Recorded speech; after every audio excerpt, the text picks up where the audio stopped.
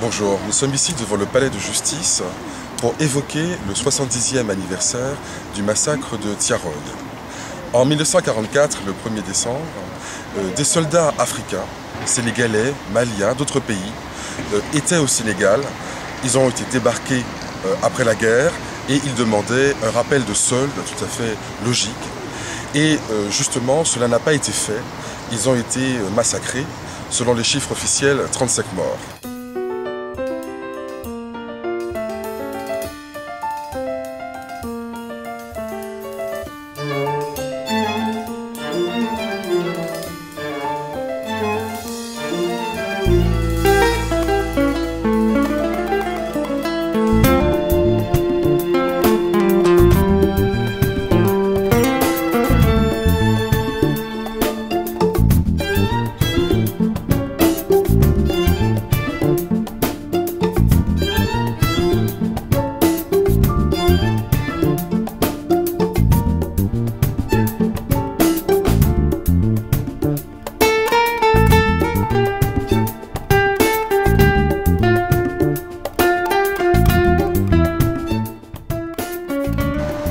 Les travaux récents qui ont été menés par l'historienne Armelle Mabon montrent qu'il n'y a pas 35 morts, mais 300 personnes qui manquent, 300 disparus.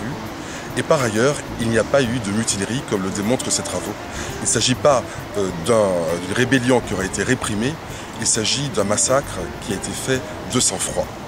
Et donc c'est pour cela que nous sommes ici, pour réclamer réparation, que les victimes soient réhabilitées dans leur dignité, dans la justice tout simplement.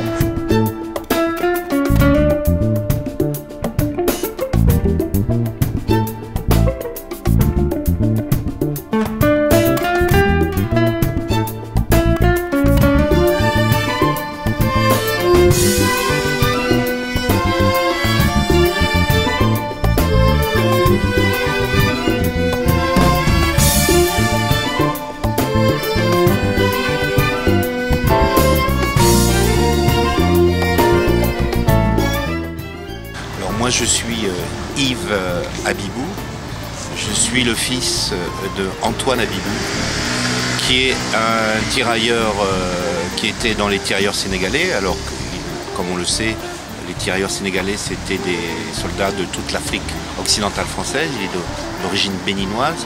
Et il se trouve qu'il a vu sa condamnation à 10 ans de prison, qui est une des condamnations les plus lourdes que les soi-disant mutins dont ils ont bénéficié. On pourrait penser qu'il a été considéré comme un meneur. Voilà. Donc moi je suis son fils, j'ai 62 ans. Il est possible dans une affaire comme celle-là, qui est véritablement une affaire inacceptable, en tout cas sur le plan moral, de rendre effective le recours en fait de la famille en fait de M. Abibou.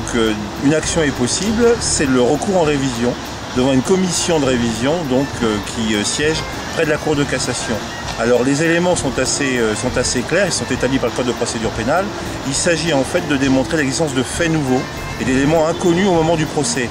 Et clairement, au vu des travaux qui ont été effectués d'historiens, nous avons les éléments aujourd'hui qui permettent d'engager effectivement ce recours et d'espérer, me semble-t-il, une révision de ce procès et donc la possibilité pour M. Abibou de recouvrer sa dignité. Tiaroy représente un moment important dans l'histoire de la conscience africaine. Pourquoi? Jusqu'alors, beaucoup d'indigènes estimaient que l'on pouvait peut-être encore faire confiance à la France, croire aux idéaux de la République. Beaucoup d'indigènes. Les indigènes de la République, mais oui, c'est le terme de l'époque. Et donc ils se disaient que en suivant, finalement, en jouant le jeu, ils pourraient peut-être un jour arriver à l'égalité, en payant le prix du sang, notamment pendant la Première et la Deuxième Guerre mondiale. Or, en constatant que même après avoir payé le prix du sang, ils étaient même pas méprisés, mais même massacrés, là, évidemment, ça a été la goutte d'eau qui a fait déborder le vase. Et beaucoup d'Africains ont à ce moment estimé que l'indépendance était la seule solution. C'est vraiment un tournant.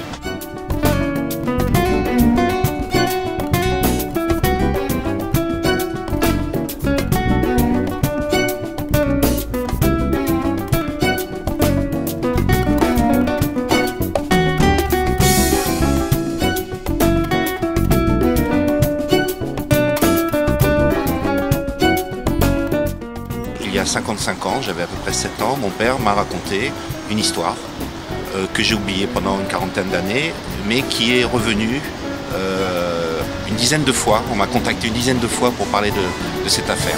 Alors, qu'est-ce qu'il m'a dit? Il m'a dit qu'il avait été fait prisonnier, emprisonné en Bretagne, que je tenais mon nom Yves de ses liens avec la Bretagne, puisque Yves est un saint breton, c'est le patron des pêcheurs, qu'il avait été dans un camp, il avait une fonction d'intendance, que grâce à sa fonction d'intendance, il avait pu avoir des contacts avec l'extérieur, ça lui avait permis de s'évader et de rejoindre le maquis, que ensuite quand il a été, quand la démobilisation est arrivée, il faisait partie des gens qui ont refusé de monter sur des bateaux qui étaient affrétés, car on leur avait dit que ces bateaux n'arrivaient jamais à Dakar parce qu'ils étaient en mauvais état.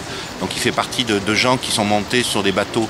Moi j'ai gardé en souvenir des bateaux américains. Il semble que l'histoire dise que ce sont des bateaux anglais. Voilà. Et qu'ensuite, arrivant à Dakar, on a refusé de leur donner leur solde. Que la troupe, qui se sont réveillés un matin entourés par des automitrailleuses, qu'il fait partie des rescapés, voilà, qu'il a été condamné. Ce qui m'a frappé également, c'est qu'il a été emprisonné à Gorée. Donc il y a des éléments maintenant qu'on retrouve dans les archives qui montrent bien qu'il y avait des prisonniers à Thiès et à Gorée. Gorée, c'est un lieu d'où sont partis de très nombreux esclaves pour les États-Unis. Et également que sa famille et de nombreux hommes politiques en Afrique se sont battus pendant des mois pour obtenir sa libération auprès de Vincent Auriol. Voilà des faits qui m'ont été racontés il y a 55 ans et qui, au fil de l'histoire, se sont trouvés totalement confirmés par les travaux d'historiens et notamment par les derniers travaux qu'on vient de citer. Parallèlement au recours en révision de la condamnation du père de M. Yves Habibou, ici à Paris, une conférence de presse va se tenir en parallèle au Sénégal, organisée par le Grand Sénégal qui a été monté récemment.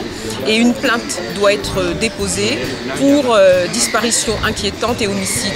Il faut savoir qu'en 1944, lorsque les tirailleurs sénégalais ont embarqué pour le Sénégal, pour le camp de Thiaroye, ils étaient au nombre de 1650. Arrivés au Sénégal, après le massacre, ils ont été recomptés et il s'avère qu'il manquait 300 personnes. Donc la question qui se pose, c'est de savoir que sont devenus ces 300 tirailleurs sénégalais. Et c'est la raison pour laquelle une plainte va être déposée pour disparition inquiétante et homicide par le Grand Sénégal. Il s'agirait de rentrer en fait dans le fond du dossier, mais il est clair, au vu des éléments qui ont été recensés par l'historienne, que en fait les pièces de ce dossier ont été falsifiées. Il y a des documents en fait qui sont manifestement des faux, qui ont été établis pour les besoins de la cause, pour en fait fonder la version officielle.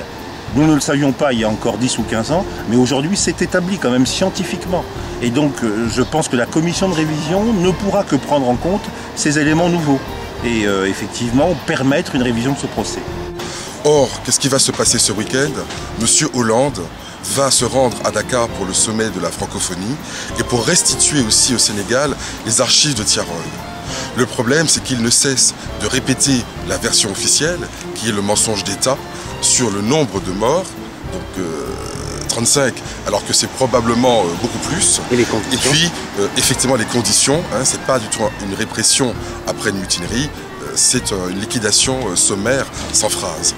Donc, M. Hollande a été averti des travaux de Mme Mabon, qui lui a écrit personnellement, qui a discuté avec ses conseillers, et pourtant, ils continuent à servir à leurs auditeurs la même version officielle qu'un mensonge d'État.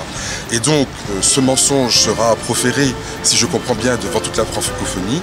Cela me semble insupportable, et c'est pour cela que nous le faisons aujourd'hui, à cause de cet anniversaire de Thiaroye et de cette posture de M. Hollande, qu'il a déjà eu et qu'il aura encore bientôt lors de la dévolution des archives au Sénégal. Ce sont les récents travaux de l'historienne Armelle Mabon qui nous a conduits à lancer cette procédure judiciaire, puisque en fait Madame Armelle Mabon démontre que la version officielle relative à la mutinerie en fait n'a été qu'un mensonge qui a été organisés de toutes pièces pour venir justifier un massacre a posteriori par l'armée française.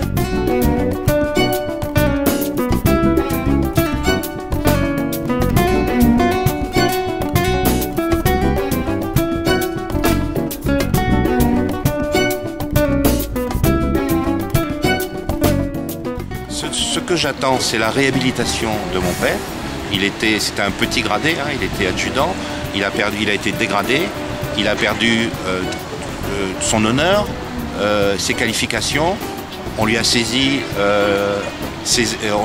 l'argent qu'il avait économisé quand il était prisonnier dans le front de Stalag. Ma mère n'a jamais pu bénéficier de la pension d'ancien combattant. Enfin, voilà, réhabilitation dans sa dignité, son honneur, et réparation de tous les dommages qu'il a subis. Voilà ce que j'attends d'un procès en révision. J'espère que justice sera faite parce que ces tirailleurs sénégalais étaient des Français. Ils se sont battus pour la France, pour leur pays. Leur solde ne leur a pas été versé. Il faut savoir que ceux qui ont survécu au massacre de Thiaroye ont été pour la plupart condamnés. Ils ont été dégradés. Ils ont également été interdits de séjour sur le territoire français. Voilà ce que la France leur a réservé pour les remercier de s'être battus aux côtés des soldats français pour libérer la France. S'il y avait un dernier message à passer, que diriez-vous?